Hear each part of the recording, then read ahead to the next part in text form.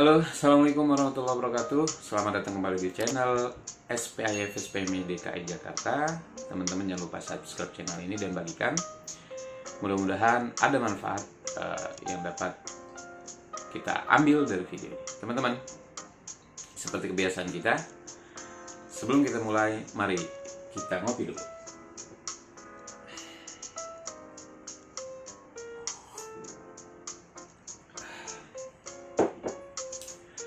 Kopinya nice.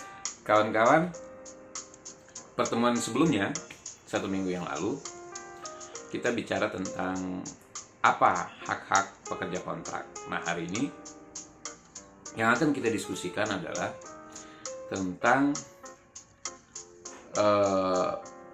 bagaimana melakukan advokasi atau pembelaan terhadap karyawan kontrak tersebut. Contoh seperti ini, teman-teman. Misalkan, Bang, saya sudah bekerja kurang lebih 8 tahun, saya tidak pernah kena surat peringatan, saya rajin, kemudian setelah 8 tahun saya diputus hubungan kerja saya. Nah, untuk kasus seperti ini, apa yang harus kita lakukan, baik secara pribadi, terutama pribadi. Nah, kawan-kawan,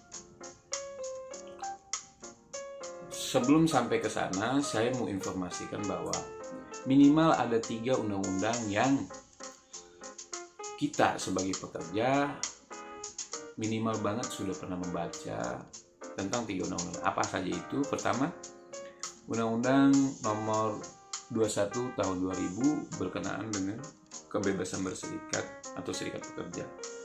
Nah, yang kedua, Undang-Undang Nomor 13 Tahun 2003 tentang ketenagakerjaan yang hari ini sudah juga berlaku, ada sedikit perubahan menjadi 11 Tahun 2020 Cipta Kerja atau Omnibus Law yang lebih terkenal.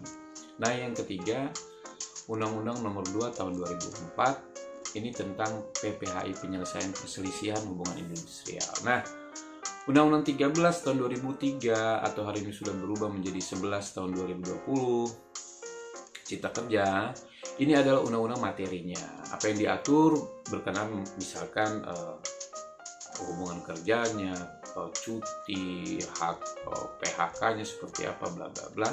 Nah, ketika ada perselisihan terhadap pekerja di sebuah perusahaan,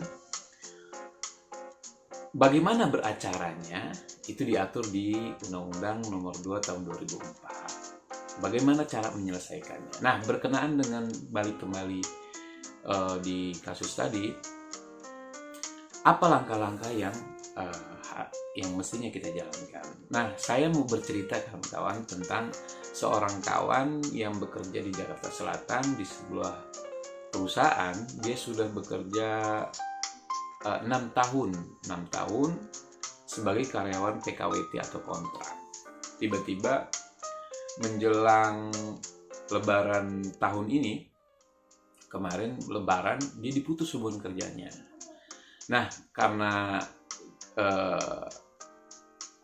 kawan, lalu dia kontak ke kita, kontak saya, Bang,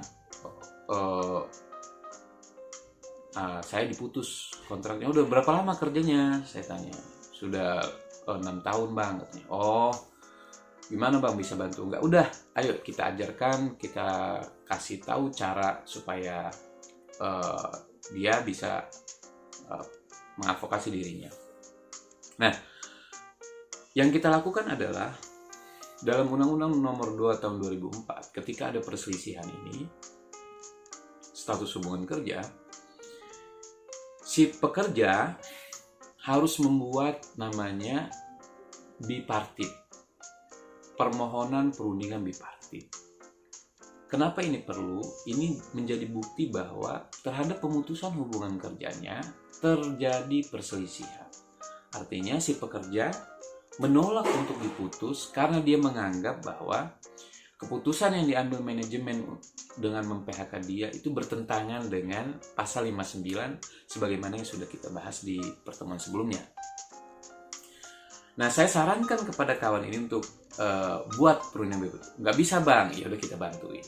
Waktu itu saya buatkan surat bipartitnya. Nanti di akhir video ini saya akan kasih contoh surat bipartit itu seperti apa.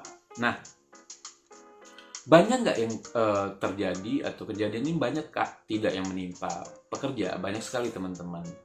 Beberapa waktu yang lalu juga ada saya ditelepon satu orang yang kebetulan tidak saya kenal dari Garut, karena dia kenalnya dari media sosial. Bang, saya di PHK. Oh ya, karyawan kontrak atau permanen? Saya kontrak, Bang. Nah, sudah berapa lama bekerjanya? Saya 9 tahun, Bang. Wah, 9 tahun sudah terlalu panjang ya, sudah berkepanjangan di kontraknya.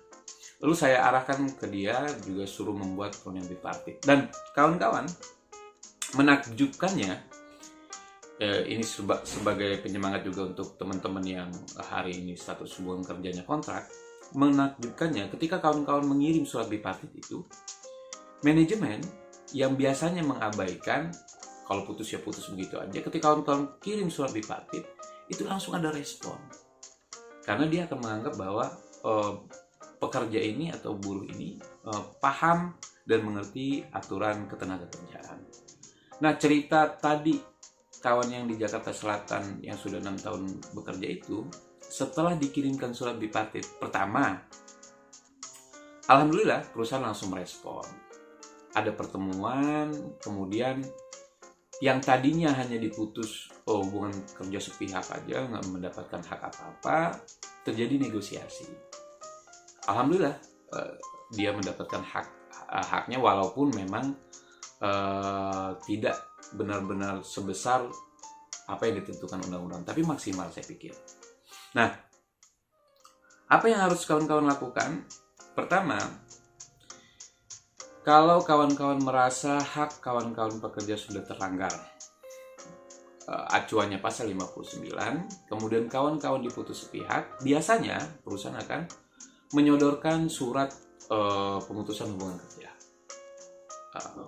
Maaf saudara, bahwa dengan alasan bla bla bla, saudara harus kita putus hubungan kerjanya.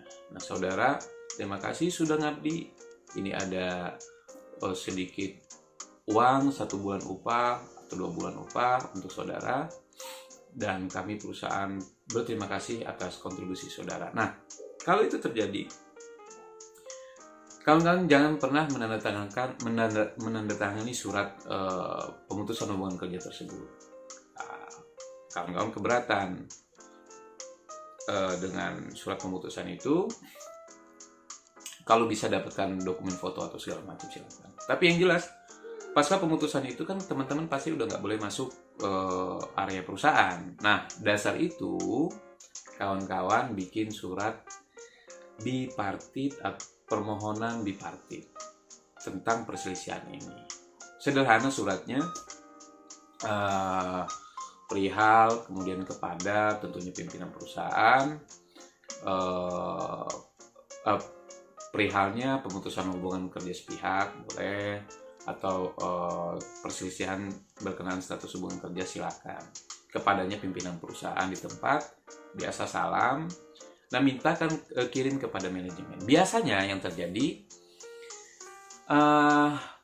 ketika kawan-kawan datang ke perusahaan kemudian menyerahkan surat itu, surat perundingan bipartit itu, mereka akan tolak. Nah, mensiasatinya kalau mereka tolak, teman-teman pergi ke JNE, ya kan, JNE terdekat.